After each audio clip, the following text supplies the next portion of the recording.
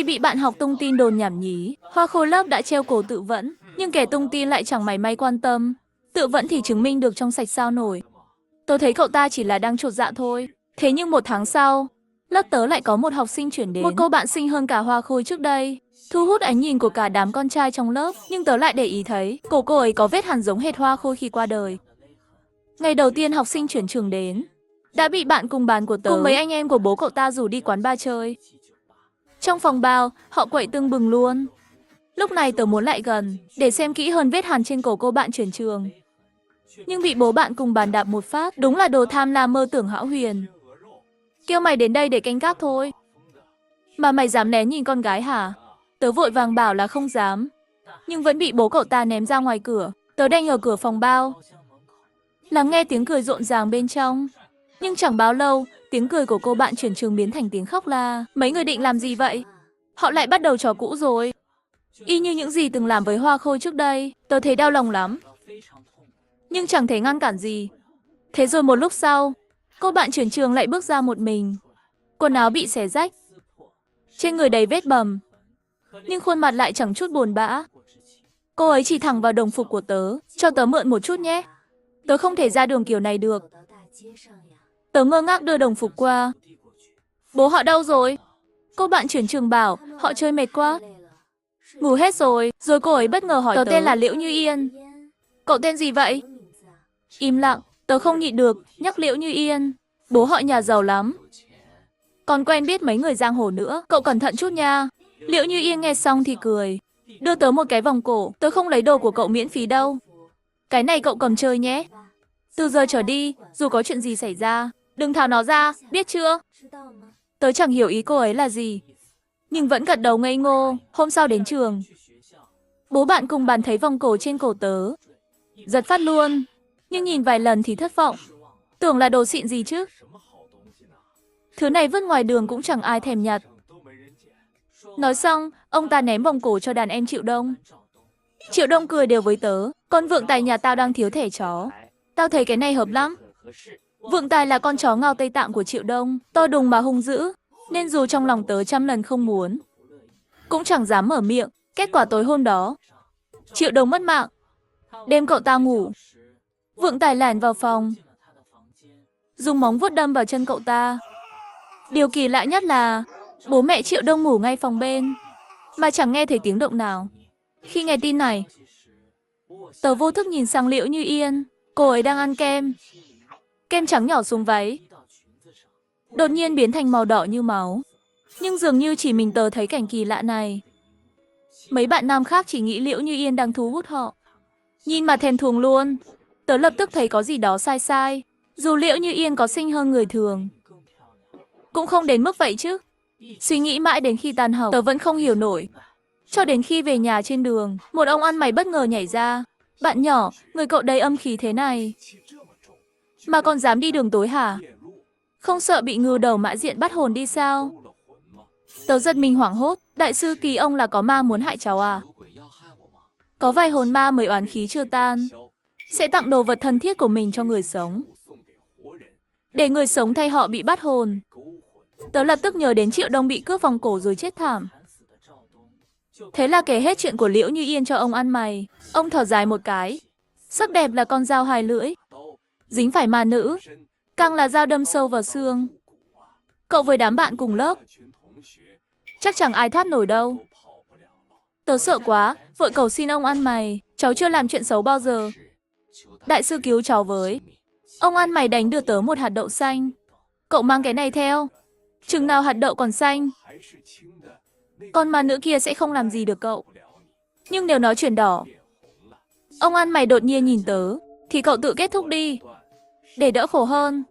Tớ vội ngẩng đầu đồng ý. Về nhà, tớ khâu hạt đậu vào túi quần trong luôn.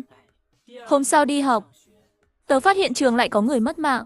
Lần này là một đàn em của bố bạn cùng bàn. Cậu ta bị tìm thấy với ngón tay chỉ còn lớp da, trải phẳng trên bàn học của mình. Lần này trường cũng sợ rồi, vội mời một đạo sĩ đến trừ tà. Đạo sĩ phát cho mỗi người một dây đỏ, bảo tụi tớ đeo vào cổ tay phải.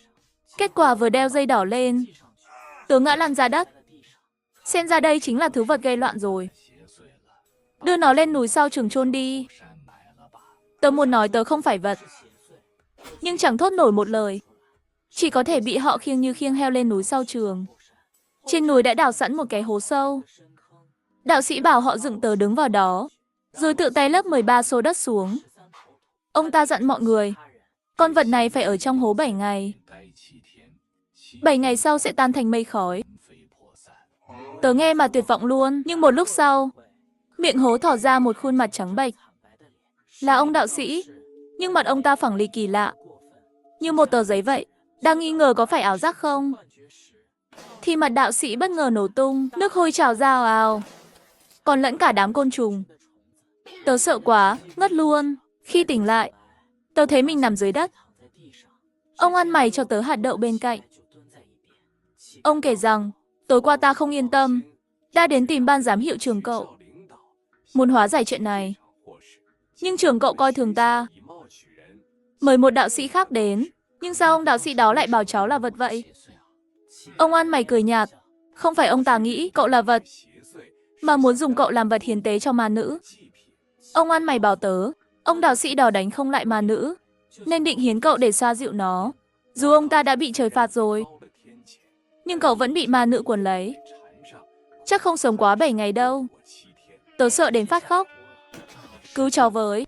Ông ăn mày lại bảo, ma nữ ở giữa âm dương, muốn xử lý nó, phải tìm cách kéo nó hẳn sang dương gian. Tớ vội hỏi tiếp, cách gì à?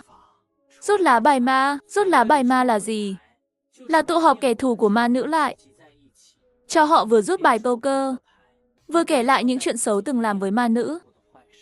Cho đến khi lá bài ma xuất hiện, ông ăn mày nhắc tớ, trong quá trình này, ma nữ có thể ra tay bất cứ lúc nào.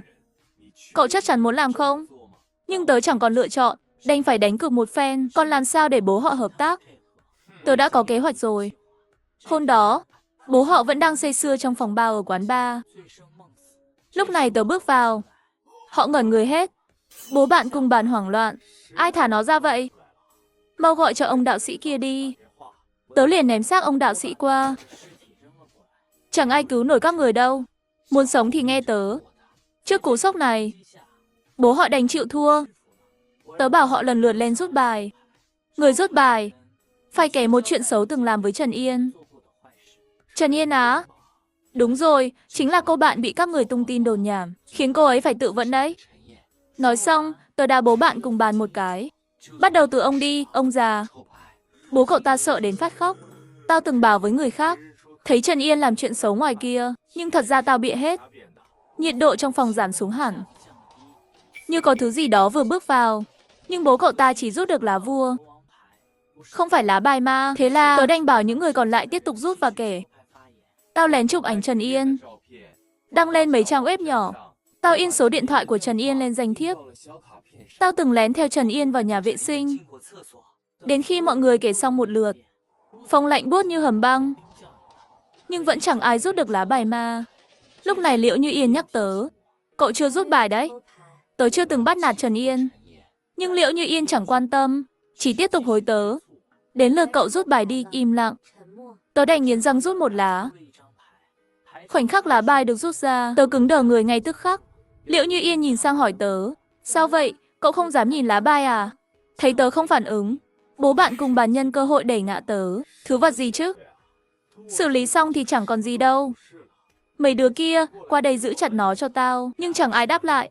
Họ đều đang dán mắt vào Liễu Như Yên. Bố cậu ta bực mình nhìn qua, rồi lập tức sững sờ. Làn da trắng mịn của Liễu Như Yên bỗng tan chảy, để lộ bộ xương màu hồng phấn. Tớ không ngờ mặt Liễu Như Yên lại làm từ dầu ẩm. Có người chạm vào thứ dầu cô ấy để lại. Trên người lập tức nổi đầy mụn nước. Giây sau đã nổ tung như bóng bay vậy. Mọi người hoảng loạn chen nhau chạy ra ngoài, nhưng chẳng thể tìm được lối thoát. Tớ đột nhiên nhớ ra lời dặn của ông ăn mày, vội hét lên ngăn họ lại. Các người muốn sống sót không? Nhưng bố cậu ta không chịu tin tớ. Mày là thứ vật tự nhận mình vô tội. Bọn tao dựa vào đâu mà tin mày chứ? Vì Liễu Như Yên chính là Trần Yên. Sau đó, tớ kể lại những gì ông ăn mày cho bố họ nghe hết. Tớ chưa từng làm hại Trần Yên, nó chưa chắc sẽ ra tay với tớ. Nhưng các người đã đẩy cô ấy vào đường cùng, chắc chắn không thoát được. Lúc này, tiếng bước chân của Liễu Như Yên càng lúc càng gần. Bố họ đành phải chịu thua. Mày muốn bọn tao làm gì?